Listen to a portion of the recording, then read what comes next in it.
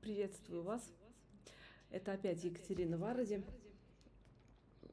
И я продолжаю свой дневник мамы, которая потеряла сына. Сегодня у нас прошел 59-й день с того времени, как это произошло. Мой младший сын Ваня ушел 1 мая этого года, а сейчас у нас уже 28 июня. Но я как бы буду рассказывать про вчерашний день, потому что 28 июня только что началось, сейчас на часах 00:20 минут. И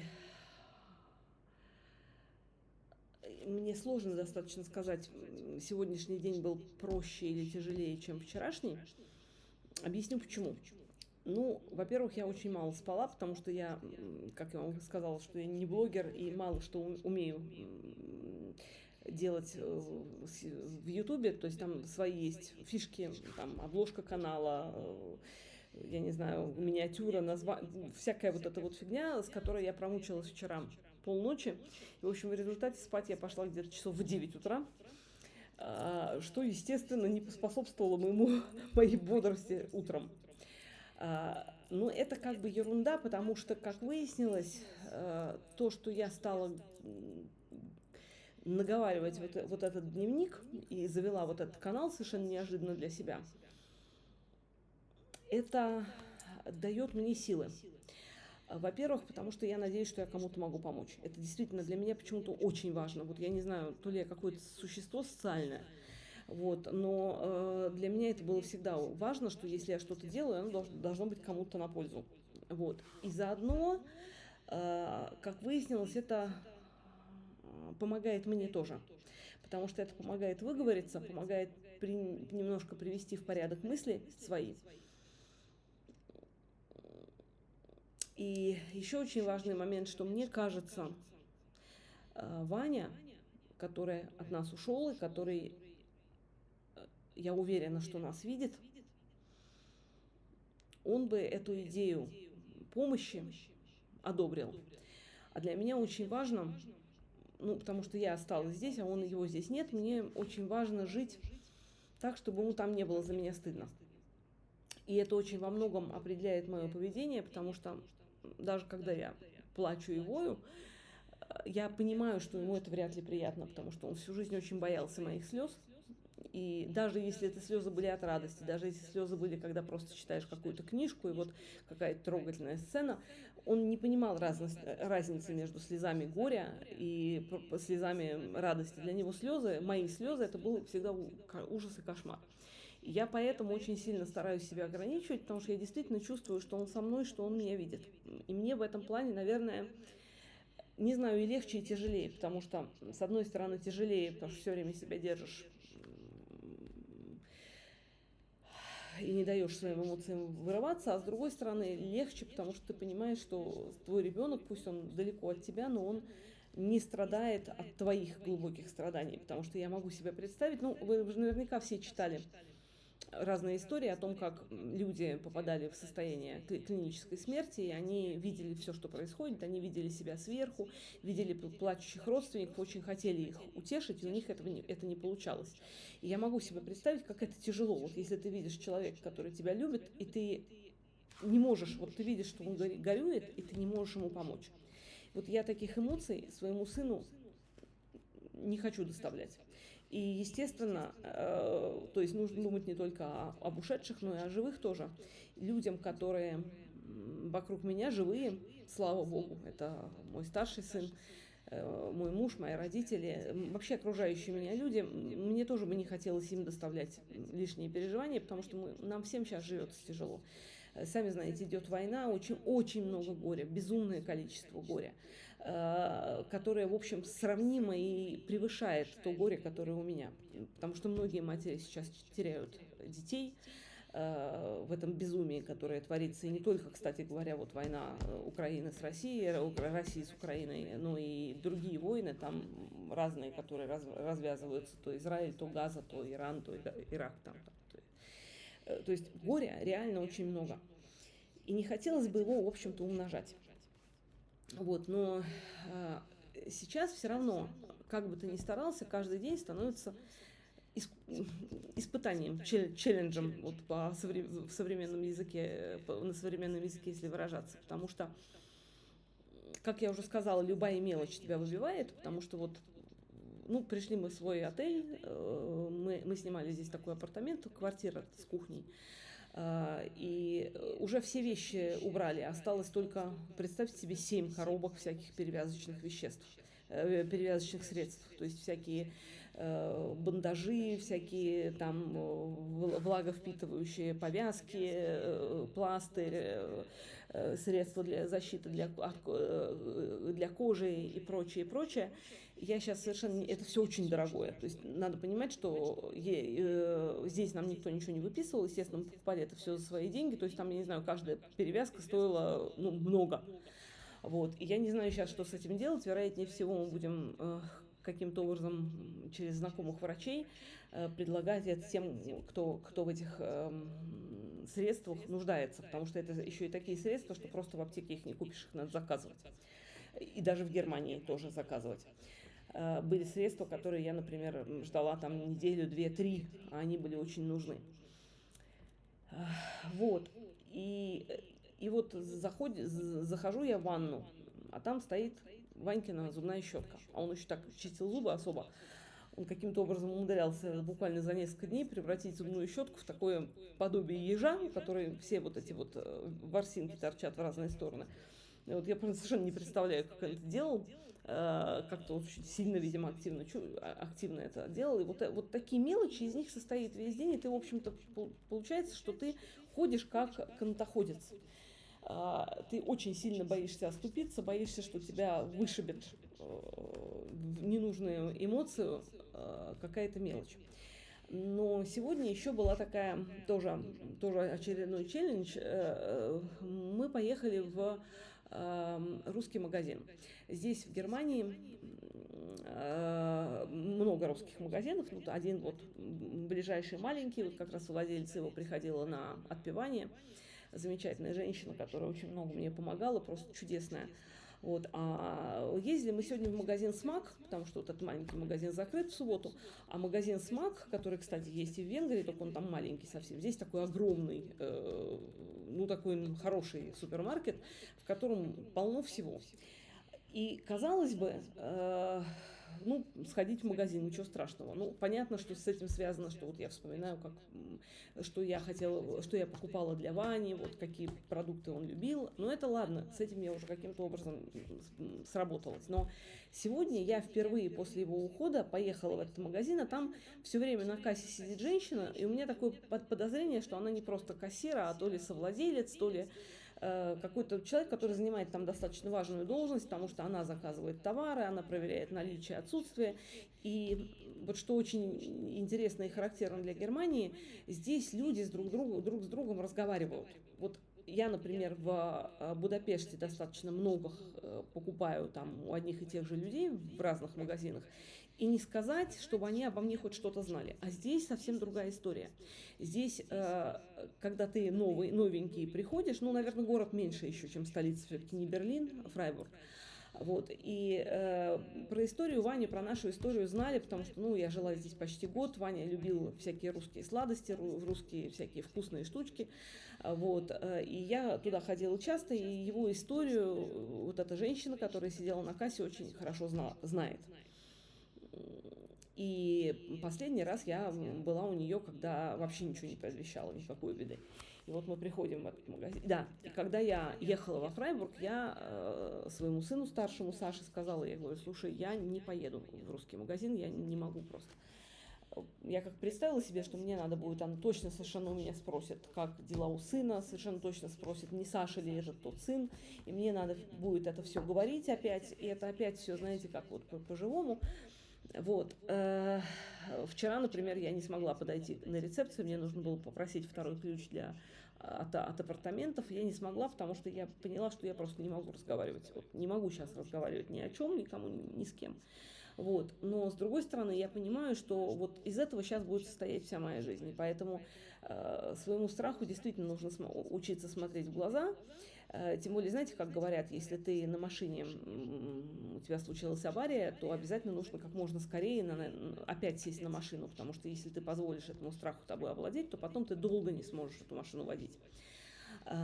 И у меня, когда была авария, я каждый раз себя заставляла садиться на машину опять, чтобы... И этот страх действительно очень быстро проходил. И вот здесь я решила тоже, что я, конечно, сказала, что я не поеду. И я поехала. Вот, потому что поняла, что эти вопросы, они будут возникать. Все время встречаешься с какими-то людьми, мастерами, которые к тебе ходят там вот, дома, там то кондиционер чинить, то еще что-то. Они знали всю нашу семью, потому что вот в Венгрии так, что ты одного мастера узнал, он к тебе там 50 лет ходит, ну не 50, конечно, но есть люди, которых я там 25-30 лет уже знаю. И, конечно, они задают вопросы, им тоже надо это рассказывать каждый раз. И невозможно от этого постоянно бегать. И оказалось, что в какой-то степени у страха глаза велики, то есть ты морально уже приготовился к тому, что тебе надо говорить. И когда ты приходишь и говоришь, что уже это не так тяжело, но все равно непросто. То есть, вы знаете, ходишь все время, ну вот все время с таким очень неприятным чувством каким-то.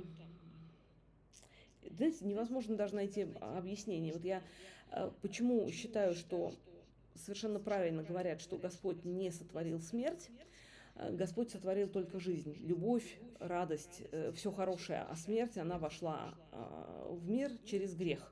Я понимаю, что неверующие люди, это для них картина совершенно другая, но я сейчас рассказываю о себе.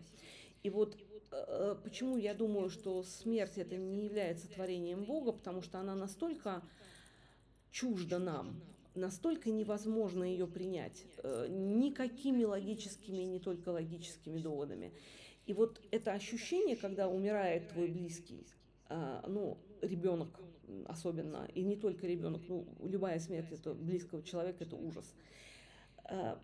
Вот это чувство, которое тебя охватывает, оно абсолютно, оно какой-то, знаете, хтонический ужас тебя охватывает. Изнутри вот это вот какое-то, знаете, до полуобморочного состояния. То есть вот это ощущение, когда ты дышать толком не можешь, ты чувствуешь какую-то гадость внутри себя, вот эту гадость, которую ты хочешь из себя изгнать, а она не изгоняется, потому что она там поселилась очень прочно. И чем дальше, тем больше я верю, что смерти нет. То есть она есть, она владеет нами, но как только мы туда уходим, она перестает властвовать над теми, кто выбрал путь добра. А тот, кто выбрал путь зла, я не верю в то, что это там есть наказание, там просто, вероятнее всего, знаете, как вот если крот, он сидел в темноте всегда, его вывести на яркое солнце, ему будет очень некомфортно. Вот мне кажется, что люди, которые добро не приемлют, им в добре будет просто неуютно, и вот именно это и будет адом. Не то, что там кого-то на сковородках поджаривают там и так далее. Это вообще какая-то ерунда, потому что очень сложно представить себе любящего тебя Бога, который кого-то поджаривает на сковородке, пусть даже и преступника. Вот.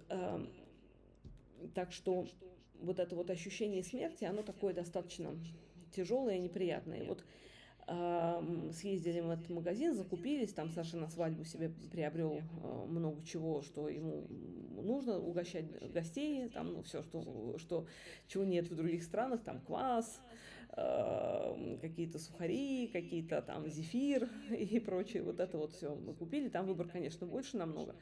Вот. И, кстати, действительно интересно, что в Германии очень как-то все по-человечески. То есть вот отель, понятно, что мы здесь давно живем, но здесь действительно о нас все знают. Вот, и помнят, и рады были очень нашему приезду.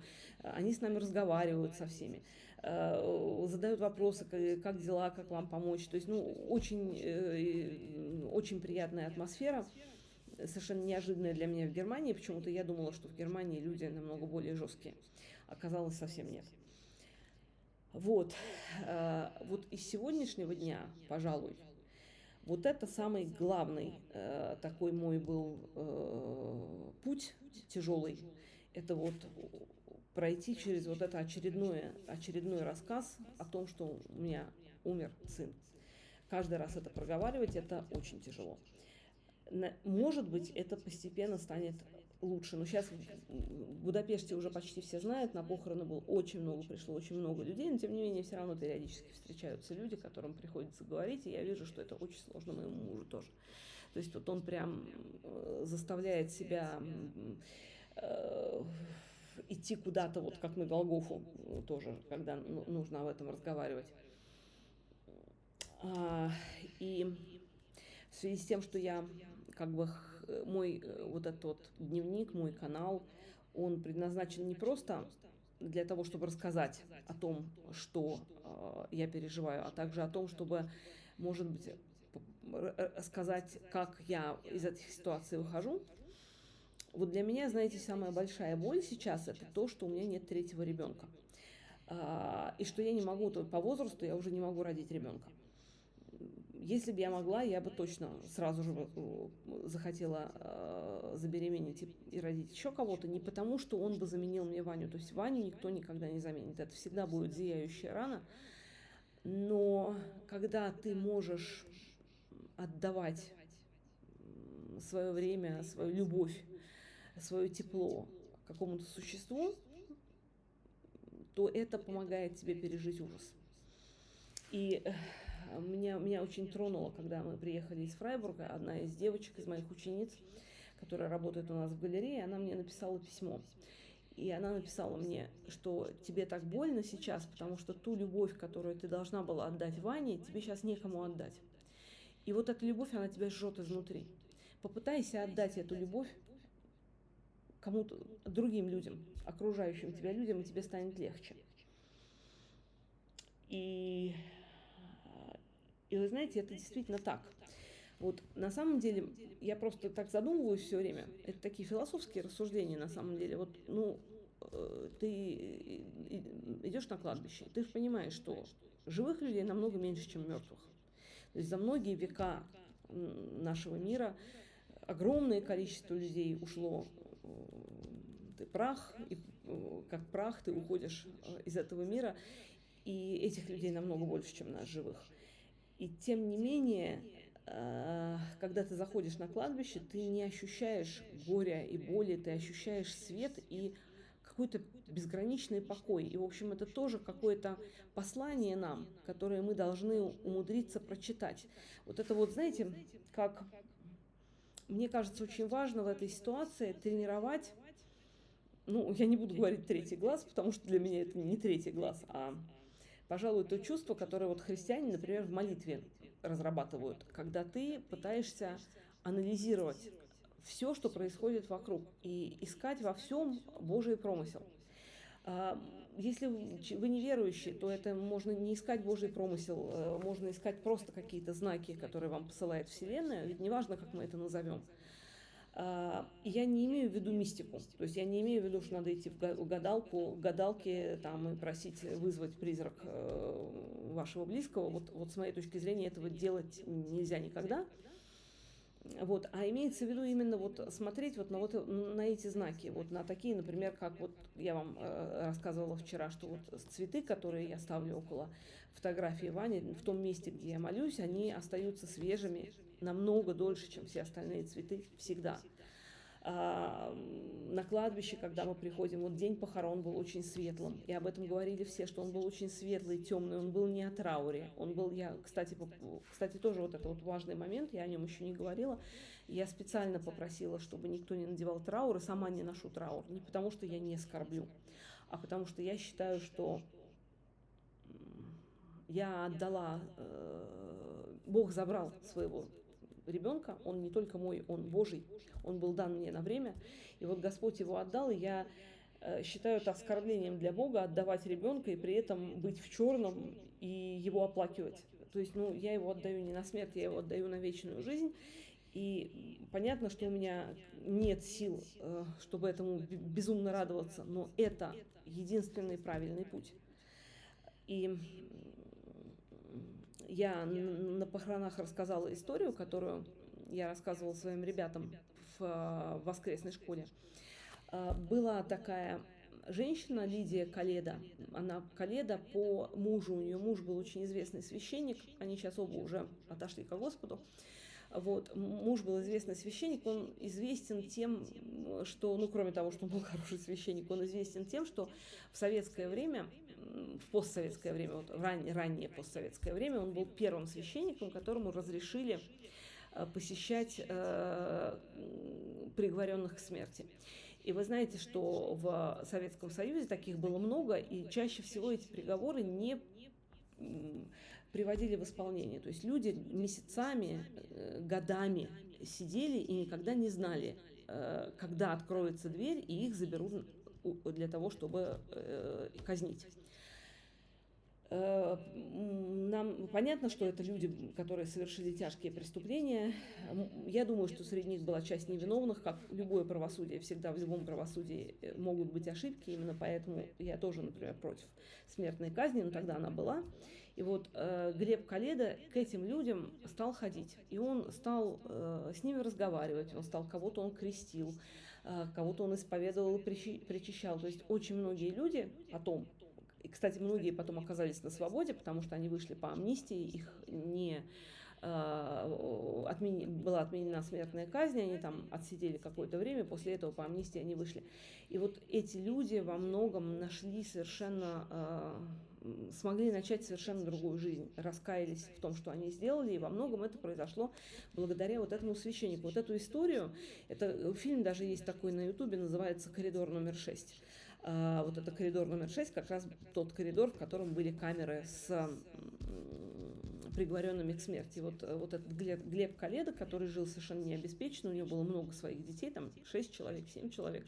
Его жена рассказывала, что вот когда появлялись первые ягоды, он эти первые ягоды, там клубника, вишня, там еще что-то, он нес им туда, потому что они для него были вот такие тоже дети, которые нуждаются в особом попечении, потому что они страдают. Они духовно больны, они душевно больны, они физически находятся в очень тяжелой ситуации. А его жена, Лидия Каледа, она происходила тоже из семьи священников. Ее мама умерла очень рано, оставив ее и ее, не помню, сколько у нее было, 2-3 брата и сестры, маленькими совсем. Она умерла то ли от туберкулеза, то есть, в общем, какое-то такое заболевание еще в те времена, давно же было, как вы понимаете. Я специально не перечитывала, потому что, понимаете, это дневник, то есть я не готовлюсь, я не пишу речь, это вот такой поток сознания идет. И вот, когда ее мама умерла, в то время еще несли гроб по улице. Это было действительно еще в советское время, так было, и я еще это застала время. Тогда смерть не прятали вот так, как сейчас. То есть, когда все в машине, в закрытой, в церковь нельзя, то есть, все это за закрытыми дверями. А тогда еще по улице носили открытые гробы, люди прощались со своими усопшими. И вот они несли маму Лидии, маленькой тогда девочке, к кладбищу. Они были одеты все в светлую одежду, и они пели радостные песни. И люди поражались все, потому что, похороны, положено рыдать и плакать, и они этого не делали, потому что они отправляли свою умершую к своему небесному Отцу, то есть в то место, где она и должна быть. После прохождения короткой земной жизни, вот она должна быть там. И представьте себе, спустя лет, наверное, 30 к Лидии подошел человек, который рассказал ей, что он обрел веру, когда встретил на улице вот это шествие, когда люди вместо плача и слез они радовались, и они пели радостные гимны, когда хоронили своих умерших. Вот, понимаете, если мы говорим о том, что мы христиане, мы должны быть честными. То есть мы должны это не только говорить, а мы должны делать. Если даже у нас в душе черно, то хотя бы внешнюю часть сохранить, хотя бы показать Господу, что мы тебе не отдаем то, что ты нам дал, рыдая, воя и одеваясь в черные, как, знаете, как вот эти черные, очень жутко выглядят, когда все люди в черном. И это прям такое создает настроение жуткое. Мне настолько это настроение не ассоциировалось с Ванькой, который был просто гимном жизни всегда и остается им. То есть веселый, озорной, человек, который всегда там провоцировал, но очень по-доброму, никогда не издевался, а просто вот, ну вот, он вот такой солнечный свет по характеру. И вот его, там кто-то мне, помню, рассказывал, а мы вот поставили его фотографию с черной ленточкой. Я сказала, уберите черную ленточку, это не про него. И мы в гроб ему заказали яркие цветы. Никаких там черных украшений, никаких рыдающих ангелов.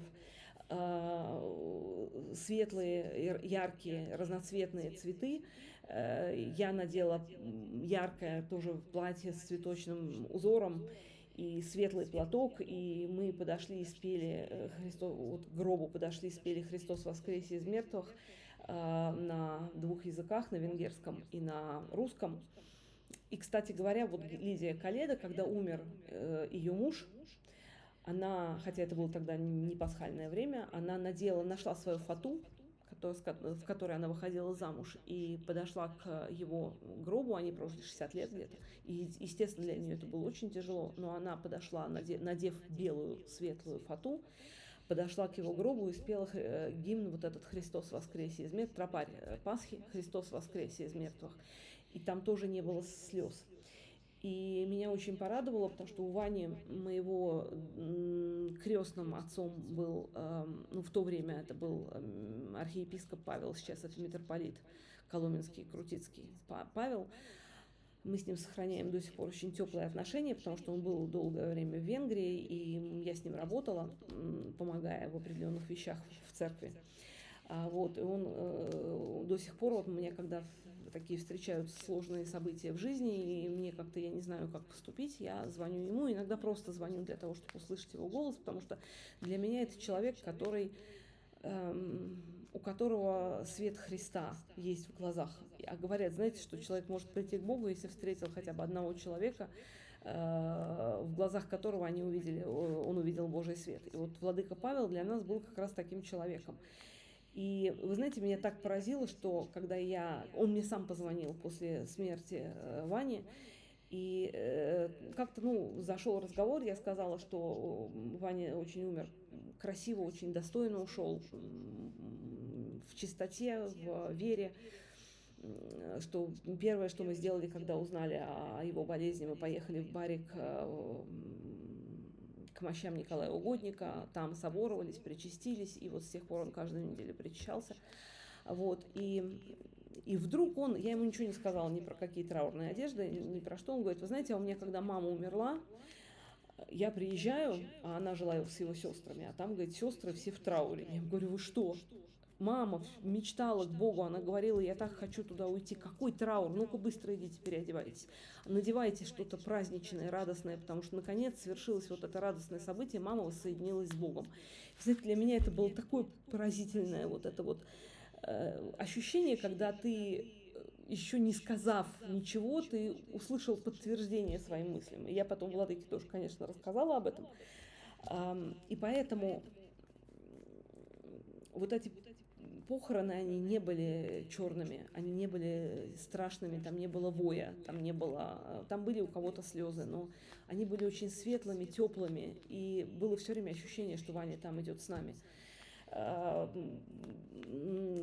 крайней мере, вот не было ощущения, что вот эта урна, она имеет к нему с ним что-то общее. То есть он явно совершенно находился не в урне, так же, как он находился не в гробу.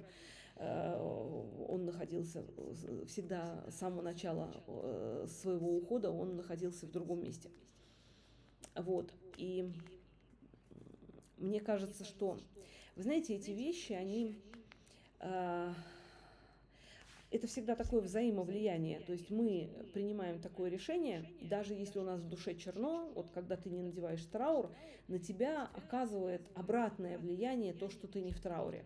Знаете, если вы читали Дейла Карнеги, наверняка многие, у нас это была очень популярная книга, его книги были популярны в начале, в конце 20 века, но сейчас они до сих пор сохраняют свою популярность. И вот он писал, что если у тебя плохое настроение, ты подойди к зеркалу и улыбнись. И если ты улыбаешься, то вот уже изменение твоей мускулатуры в сторону улыбки, оно рождает улучшение настроения. То есть вот как бы такой вот, и здесь та же самая история. То есть если вы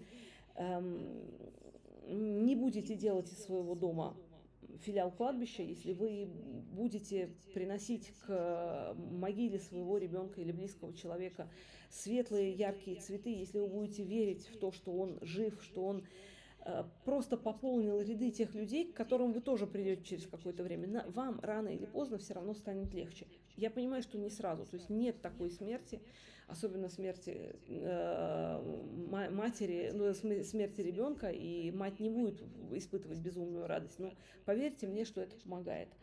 И мне кажется, вот в этой ситуации, если мама может родить нового ребенка, не нового вместо, а любовь это такое качество, оно имеет тенденцию разрастаться. То есть чем больше у тебя объектов любви, тем больше становится у тебя этой любви.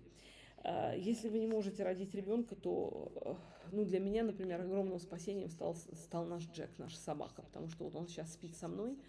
Ваня, когда когда заболел, он переселился ко мне. То есть мы спали на двуспальной кровати под отдельными одеялами, потому что ему было со мной спокойнее, потому что я могу себе представить, что парню в 20 лет страшно, когда больно, когда рано, когда у него были абсцессы, оттуда тек то гной, то кровь, то еще что-то, то на скорую, то... И быть со мной ему было облегчением. И я вот, знаете, может быть, как кто-то скажет, что это совсем ненормально, когда там парень в 20 лет спит с мамой. Знаете, мне вот совершенно безразлично было. Вот я чувствовала, что мне в душе нужно было, душой чувствовала, что мне надо быть рядом с ним. Ему со мной было спокойнее. А моей задачей, главной как матери, было обеспечить ему вот это спокойствие. И здесь, во Фрайбурге, я лежала вместе с ним в больнице. Первые месяцы нет, потому что там это же обычная государственная, то есть мы платили много, конечно, но это не элитная какая-то клиника, это обычная университетская клиника фрайбургская. Она входит в десятку лучших клиник по миру. Сюда приезжают очень много разных высокопоставленных лиц, но тем не менее они лежат в обычных палатах, как все остальные. Да, здесь, конечно, оснащение получше, но, например, вот в жару кондиционеров в палатах нет, особенно в старых зданиях. И поначалу, пока Ваня лежал в хирургии, я с ним не лежала, а уже потом, когда он лежал в онкологии, там были вечные вопросы с его диагнозом. Он лежал в онкологии, но не получал онкологического лечения практически никакого достаточно долго, потому что было вообще непонятно, что это такое, и так и не стало понятно.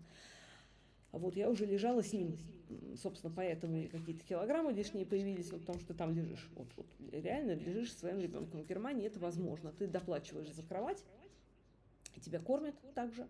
Вот, и любой человек, это не только для иностранцев так, любой человек, немец, у которого близкий лежит, он может с ним лежать. И мама не смотрит на возраст, то есть, пожалуйста, если ты с мужем хочешь лежать, лежи.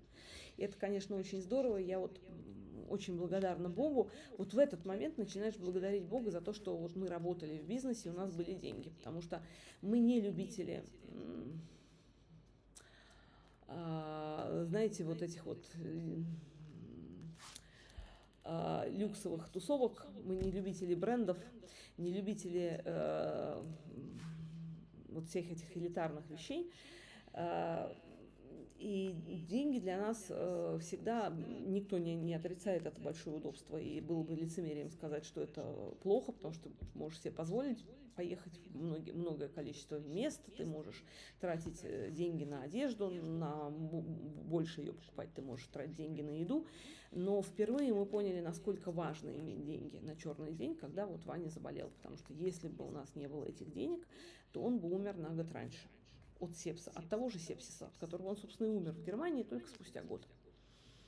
Вот, так что в данном случае я за все благодарна Богу, потому что я действительно верю, что Господь Бог забирает человека только тогда, когда он либо нужен Богу, либо достиг уже тех высот, с которыми ему уже нечего делать на земле. Вот у меня Ваня, он в течение всей жизни лечился гомеопатией, он никогда не ходил к врачам, то есть никогда не было необходимости. То есть все болезни исцелялись другими способами. Вот, и его врач, которая вела его с самого рождения, она вообще говорит, что у него была такая чистая душа, что он сам хотел уйти. И, кстати, вот такая же мысль у меня, у мужа все время. Он говорит, мне кажется, что он сам хотел уйти. Что он жил в каком-то своем мире, ему не нравился тот мир, который нас окружает, вот необходимость идти на какие-то компромиссы с совестью, там, заниматься какими-то вещами, которые не нравятся. Я не знаю, потому что мне вот очень сложно, потому что я вроде бы, казалось бы, была рядом с моим ребенком, но я так и не знаю. Ведь он же был совсем не дурак, он не был глупым человеком. Он понимал, что ему ставят, в общем, страшные диагнозы и говорят в лицо, что ты там умрешь, что у тебя все плохо. И тем не менее тема смерти у нас с ним никогда не возникала. Но тут тоже интересная такая история. Это опять же тема, вы знаете, вот получается, что я начинаю говорить о сегодняшнем дне. Тема-то она намного, 59-й день за те 57 дней, когда я не разговаривала, тоже много чего было пережито. И до этого, знаете, прошли те времена, когда кто-то из наших великих, то ли Пирогов, то ли Боткин, сказали, что если врач пришел к больному, и больному от этого визита не стало легче, то это не врач. Вот эти времена прошли. Вот сейчас в большинстве случаев более страшного человека в больнице, чем врач, я сказать не могу. Это не отрицает моей безумной благодарности тем врачам, которые у Ване помогли, которые, например, ему сделали операцию, или которые наш друг, наш врач, которого я очень сильно люблю, который откачивал ему гной из этих вот нарывов, когда просто все отказывались. Вот, этот человек, безусловно, я свое отношение к врачам не распространяю на таких людей. То есть, знаете, каждое правило красно исключениями. Но, к сожалению, сейчас я не знаю, как в России. Я говорю, как в Венгрии, как в Германии. Врачи обязаны проинформировать больного о течении его болезни, о его перспективах. И это, в общем-то, наверное, церковь, кстати, тоже считает, что человек должен знать, что его ждет. Чаще всего это говорится, почему? Чтобы он подготовился к смерти, если приходит смерть. И успел все свои земные дела завершить. Но когда речь идет о 20-летнем парне, у которого, ясное дело, что большого количества земных дел не возникает, то есть у него хорошо, если есть кредитная карточка с малым количеством денег, вот. И плюс еще, когда у него нет точного диагноза, тут же говорить ему в лоб, что ты все равно умрешь, мне кажется, это бесчеловечным. И я просто, честно вам сказать, могу это не за спиной врачей сказать, а сказать в глаза. Потому что буквально с первого дня, когда не было еще никаких вообще анализов сделано, но у Вани была температура, он был в пресептическом состоянии из-за вот этих нарывов, просто врачи вот навскидку говорили ему, да вы что, у него же полно метастазов, он у вас умирает, а вы о чем вы вообще думаете, никакой надежды у вас нет. И это было при Ваньке, ему было тогда 20 лет. И потом выяснилось, что никаких метастазов, вообще ничего нет. Ему говорили все время, там, то катетер у тебя будет на всю жизнь, а через 3 недели его снимали, то у тебя там, я не знаю, дренаж будет стоять всю жизнь. Ты от этого будешь всю жизнь мучиться, ты от этого будешь всю жизнь мучиться. Вот такое ощущение, что врач говорит самый худший исход, и тебе его вбивает в мозг практически молотком. Причем, знаете, что интересно, что в Венгрии даже нельзя дать доверенность, чтобы вот с родителями говорили, потому что Ванька же был совершеннолетний. То есть я не могла его защитить от этого. Вот. И когда я просила не говорить в больнице, я говорила, знаете, он и так не в очень хорошем состоянии душевном, давайте, хотя у нас пока нет диагноза, давайте пока не будем наши предположения озвучивать, вы не будете ваши предположения самые плохие озвучивать. Когда будет диагноз, тогда давайте с вами подумаем об этом. Но врач мне молодая сказала, вы не пытайтесь меня сделать эмоционально вовлеченной в судьбу вашего сына. Я врач, и моя задача вот ему все сказать, ну так и быть, типа вот раз диагноза нет, то я вам скажу. Вот в Германии с этим лучше. В Германии можно было, если он подписывает, что я разрешаю давать информацию маме, то я могла ходить на консилиумы к врачам и не брать его с собой. Я говорила врачам, не волнуйтесь, он все узнает, что ему нужно узнать, я просто не хочу, чтобы это прозвучало в той форме, которая для него будет болезненной. Вот за это я Германии очень сильно благодарна, потому что, знаете, вот есть такая пословица, скажи человеку, что он свинья, он захрюкает. Вот это касается абсолютно точно любого заболевания. Тоже, когда человеку говорят, что ты умрешь, у тебя болезнь тяжелая, то большая часть людей себя запрограммирует на смерть. И вот, вы знаете, вот этот эффект плацебо, да, 51% уже сейчас вроде доказали, что у любого лекарства есть эффект плацебо, то есть вера человека в это лекарство. Даже если тебе дадут аспирин и скажут, что это вау, какое лекарство купленное там в самой серьезной клинике, он тебе обязательно поможет, то на 51% он тебе действительно поможет. И, кстати, тот же владыка Павел рассказывал, что когда был очень большой дефицит лекарств, у него тетя работала врачом, она давала витамин С в таблетках больным и говорила, это очень секретный препарат, который привезли из Америки, экспериментальный, он очень хорошо помогает, и большая часть людей исцелялась. Да, это был обман, но у нее не было выхода, потому что по-другому лечить она не могла, нечем было. И вот здесь та же самая история. Все мы разные. Вот, например, мне, когда скажут, что у тебя будет то-то и то-то, мне хочется показать сразу неприличный жест, сказать «не будет». И у меня не будет, потому что я делаю все, чтобы не было, потому что меня злит, когда кто-то встает на пьедестал Бога и пытается мне вот так вот сказать, ну, допустим, у него хоть 5 белых халатов есть, каждый человек – это единая, это единственная на свете личность. У каждой личности все по-другому, нет статистики. Потому что каждый человек проживает свою жизнь. Даже если у него какое-то тяжелое заболевание, он может исцелиться вопреки всякой статистике, а может заболеть легкой болезнью и умереть тоже вопреки всякой статистике. Вот. И вот это вот тоже была очень тяжелая история в течение всей нашей болезни. И вот сейчас тот совет, который я хотела бы дать тем людям, которые потеряли своим близким, это то, что нужно все-таки заботиться о своем теле. У меня мама все время говорит, тебе надо там сходить к врачу. Я сказала, знаешь, мам, я свой лимит походов в больнице и к врачу за последние 1,5 года использовала на 550%. В ближайшее время я ни к какому врачу не пойду. Вот ты меня хоть режь на куски. Ну, только если у меня что-то прям сильно заболит, на скорой заберут. На ногу сломаю, там еще что-то, ослепну, оглохну. Ну вот со всем остальным я буду ходить куда угодно. Я буду ходить на иглоукалывание. Я вот сейчас хожу на массаж, на акупрессуру, там, я не знаю, на биорезонанс, лечиться гомеопатией, чем угодно, но только не в больницу, потому что в больнице, кроме протоколов и абсолютно бесчеловечного отношения к человеку, нет ничего. В Венгрии особенно. В Германии там хотя бы есть очень хорошие условия, очень хорошая оснащенность и, в общем, очень хорошее отношение к больным, хотя бы медсестер, которые очень часто пытаются смягчить то, что говорят врачи. И врачи, собственно, опять же, если ты договоришься, что тебе в лицо твоему ребенку не будут говорить гадости, они скажут эти гадости тебе, а ты как-то их в себе переваришь и потом передашь дальше. Вот, так что мне кажется, что действительно очень важный момент, когда уходит ваш близкий, очень не хочется ничего делать, не хочется вставать, не хочется причесываться, не хочется краситься, не хочется ни с кем разговаривать. Ты соскребаешь себя с кровати и пытаешься что-то сделать. Это нужно делать, потому что чем больше ты будешь лежать и выть в подушку, тем хуже тебе станет. Нужно себя заставлять. Я накупила себе, пока Ванька болел, кучу новой одежды. Здесь в Германии все дешевле, чем в Венгрии.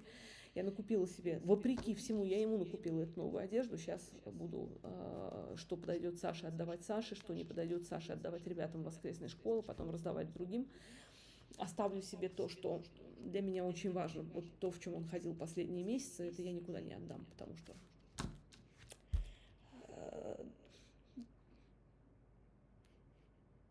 для меня это память. Извините.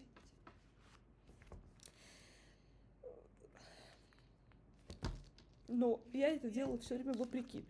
И все время сейчас. Я одеваюсь, я причесываюсь, я хожу на ногти, я надеваю украшения. Я делаю все, как будто бы ничего не произошло. Не потому, что это ничего не произошло, потому что я хочу, чтобы мой сын был там счастлив. Если там ничего нет, я в это не верю. Ну, предположим, вы неверующие, если там ничего нет, то вы опять же не проиграете ничего. Вам будет лучше, потому что вы-то еще живете. Почему-то вам выпало жить дальше, чем вашему ребенку или вашему близкому. У этого есть какая-то цель. Мы этой цели еще не знаем, но она есть. А это значит, нам надо жить в соответствии с этой целью. Повыть, поплакать, но жить. И поэтому надо обязательно ходить на расслабляющий массаж, на йогу. Ну вот мне психолог сказала, что никаких там таких серьезных нагрузок первые месяцы после ухода близкого не надо, потому что и так организм работает в большом стрессе. Я это вижу чисто по физиологическим своим параметрам, то есть и проблемы у меня и с обменом веществ усилились, и со сном ухудшились, и ну, много чего, я не буду же нафиг мне это говорить, вот это все на широкую публику.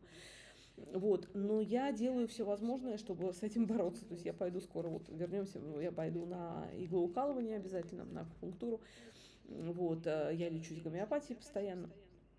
Вот, я буду делать все, чтобы по возможности сохранить себя в хорошей форме для своего второго сына, для невестки, для моих внуков, для родителей, для мужа, для собаки, для кого угодно. Да, кстати, насчет собаки, если у вас ее нет, и вы кого-то потеряли, то я понимаю, что мы все разные. Ну, ребят, не хотите собаку, кошку, не хотите кошку-попугая, ну, кого-то заведите, потому что это такая радость. То есть там вот тот момент, когда просто наличие этого существа рядом, когда ты его гладишь, когда ты чувствуешь его тепло, это просто антистресс в кубе. Вот, и я уже для себя решила, что Джеку у меня будет скоро уже 9 лет, я очень надеюсь, что он проживет очень долго, но я понимаю, что, вероятно, ну, опять же, никто не знает, я проживу дольше, чем он, и тогда, как только он уйдет, я себе куплю сразу собаку, кошку и попугая, и будет у нас такая хорошая компания, потому что мне хочется прожить оставшиеся годы в относительной радости. Вот, насколько это возможно. Я надеюсь, что это будет возможно. И вот этот вот момент давать тепло, он тоже очень умный и тоже хороший. Потому что вот мы решили, например, с мужем в честь нашего сына, в честь Ивана Варади, создать такую стипендию, которую мы будем давать детям из неимущих, малоимущих семей, чтобы они могли продолжить свое обучение в высших учебных заведениях. Ну и, понятно, вот эти собаки-поводыри, которых наша галерея, лично я поддерживаем. То есть мы хотим, чтобы имя нашего сына жило в добре, чтобы вот эта вот эстафета добра, она не прерывалась. Потому что я в жизни получила очень много от Бога, очень много от людей, которые вокруг меня. Меня окружают просто замечательные люди в огромном количестве. Просто. Вы знаете, меня это просто, я считаю, что это абсолютно незаслуженный подарок, потому что столько людей замечательных, добрых, готовых на помощь находится вокруг меня в разных странах, в разных совершенно местах дислоцирования, что не мне роптать. То есть, да, я потеряла сына, но, знаете, Господь, Он не только дает, иногда Он и забирает. И это, наверное, честно, и это нужно каким-то образом принимать.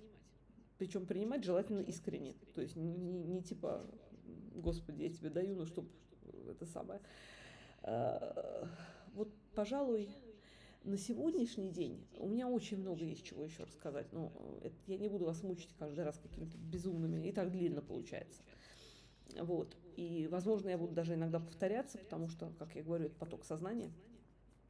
Вот. Но, пожалуй, сегодня момент такой, вот две вещи, которые я хотела бы выделить, это нужно смотреть в глаза своему страху, потому что он тогда уменьшается. И уход за собой, бережный, мягкий уход за собой. Да, еще, извините, вот хотела это сказать. Вы знаете, опять же, в православии есть такая история, как такая теория, которая, в общем-то, на практике подтверждается, что человек это, ну, помните же, сказано было, что Бог и дьявол ведут войну за душу человека. Вот. И получается, что часть наших мыслей дурных, они не от нас на самом деле, они приходят от темных сил. А то, что приходит от светлых сил, это мысли о мире, о любви, о тепле, о привязанности. То есть все, что дает нам умиротворение и счастье, не связанное с гордыней, не с тем, что я самый лучший, а именно вот эта вот любовь, да, вот они от светлых сил. А мысли, которые нас заставляют мучиться и страдать, это мысли от темных сил. Я не знаю, насколько... Я считаю, что есть естественное горе, и понятное дело, что у человека темные мысли приходят. Но я также заметила, что себя можно в эти темные мысли закопать, причем собственными руками. Вот представьте, в моей ситуации, например, вот Ваня ушел, и он родился 7 января, просто родился чудесным образом, это отдельная история. Его вообще не должно было родиться, он не должен был родиться живым и здоровым, он родился живым и здоровым, и все хорошо было. И он вырос очень умным, очень красивым, очень добрым, очень интересным парнем. И я вот каждый раз, у меня все время, знаете, вот как начинаю думать, господи, ну зачем же было давать ему вот родиться, чтобы отобрать его вот сейчас, 21 год у меня. Почему он был такой красивый, почему вот только он начал расцветать, он стал такой классный, именно в этот момент ты у меня его отобрал, как будто бы некрасивым людям не надо оставаться. Как будто бы я говорю, не было такого во мне никогда и нету, что раз некрасивый, значит тебя легче потерять. Да ничего подобного. Но вот эти вот мысли, они приходят, и вот, а он же мог жениться, а у него могли бы родиться внуки, для меня внуки, у него родились бы дети. Вот этого сейчас ничего не будет. И ты начинаешь этими мыслями себя расстраивать. Вот мне кажется очень важным, неважно, верующий вы человек или нет, во что вы веруете, в кого вы веруете, вот эти мысли просто волевым усилием останавливать. Потому что они, ну, опять же, у православных есть такая интересная мысль, что сатана, он живет намного дольше, чем каждый из людей. То есть он практически вечен, как Бог. Вот. И у него огромный арсенал средств для того, чтобы нас победить. И в тот самый момент, когда мы начинаем с ним диалог, мы уже проиграли. То есть вот эти мысли, которые приходят к нам и нас испытывают с темной стороны, в православии называются прилоги. То есть это нам предлагается пойти по пути этому и начать думать эту мысль. Это таким образом рождаются любые преступления, любые там какие-то извращения, любые грехи. И, естественно, там же рождается и отчаяние от смерти своего близкого. Но если вы даже в это не верите, то вы просто проследите за собой. Вот когда вы начинаете себя расстраивать, то вам становится намного хуже. А вы можете пытаться найти хорошее в том, что произошло. Потому что, вот, например, у меня хорошее, помните, я вам сказала, что вот Ванька не страдает. Вот это первое хорошее. И вы знаете, еще второе хорошее, я забыла вам вчера сказать, это я освободилась от страха. Вот в тот самый момент, когда у Ваньки возникла эта опухоль в спине, это 1,5 года. 1,5 года я жила в таком ужасе, что у меня было ощущение, что у меня желудок завязан в морской узел. То есть, знаете, вот ощущение солнечного сплетения, вот этого ужаса совершенно безграничного, когда ты можешь хоть горстями пить успокоительные таблетки, они не помогают. И в тот самый момент, когда Ваня ушел, этот ужас прошел, потому что уже самое страшное со мной произошло. И вот если мы начнем смотреть на вот эти хорошие, да, но они все равно хорошие, даже в горе они хорошие, то мы с вами быстрее выйдем из этого состояния. А ведь нашего близкого все равно не вернешь. Вот ты можешь бегать своим с утра до ночи, ты его все равно не вернешь. Плачь, не плачь. Рви на себе волосы, не рви. Делай гадости, ссорься с близкими, я не знаю, проклинай Бога. Все равно ты его не вернешь. Поэтому в данном случае мне кажется, что просто надо пытаться. Не всегда. Слушайте, ребят, я вообще никому ничего не советую, ни в коем случае не рекомендую, потому что я сама на это попадаюсь. То есть это не значит, что я всегда такая, знаете, белая, пушистая, я все знаю, я вам теорию сейчас рассказала, и всегда бодрая. Вот мой дневник сейчас, он именно для того, чтобы вы понимали, что меня называют сильной, нифига это не так. Ни о какой силе речи здесь нет. Здесь есть попытка спрятать свою слабость, которая периодически за счет этой слабости, она за счет этих усилий становится немножко меньше. Я становлюсь немножко сильнее. Не потому, что я сильная совсем. Так что на сегодня, наверное, все. Если со мной здесь сегодня кто-то был, то спасибо вам огромное. Просто за то, что вы были и меня выслушали. И я очень надеюсь, что я, опять же, хоть чем-то, хоть какими-то словами смогла вам помочь, может быть. Я буду очень счастлива этому. И я вам желаю, как сейчас принято говорить, хорошего времени суток, хорошего настроения. Я вам желаю сохранить себя.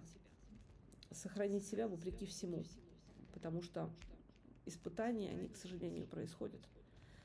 сделать мы с этим ничего не можем. Мы можем, единственное, что мы можем, это мы можем пройти мимо них с гордо поднятой головой, хоть как-то. Спокойной вам ночи, мои хорошие. У нас уже 1:13, почти час разговаривала. Ужас. Пока.